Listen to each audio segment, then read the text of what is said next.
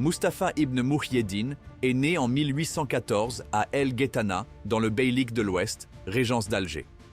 Il était le frère cadet de l'émir Abdelkader et appartenait à une famille soufie et érudite, réputée pour son ascendance hassanide. Au cours de sa jeunesse, Mustapha s'est rapproché de son frère dans la lutte contre l'occupation française. Lorsque la conquête française de l'Algérie débuta au début des années 1830, il fut très tôt engagé dans la résistance aux côtés de l'émir Abdelkader. Vers 1836, Mustapha tenta de consolider son influence dans les tribus du Sahara algérien, mais cette tentative échoua. Toutefois, Abdelkader le nomma bey de Titeri, région de Médéa, peu après, et lui confia des responsabilités pour asseoir l'autorité de l'émir dans cette zone.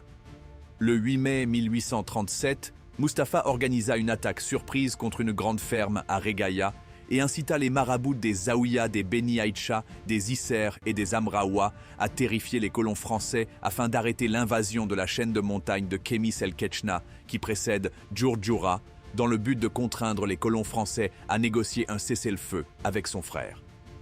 Cette action eut pour effet de détourner des troupes françaises qui devaient rejoindre Oran, affaiblissant ainsi la pression sur l'émir.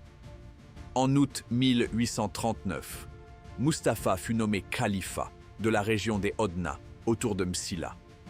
Dès son arrivée, il appela les tribus environnantes à l'insurrection contre les forces coloniales, et en l'espace de quelques jours, l'agitation se propagea.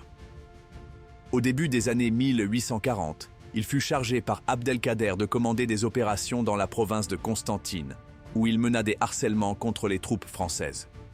En 1848, à la suite de la reddition d'Abdelkader, Mustapha fut arrêté avec sa famille.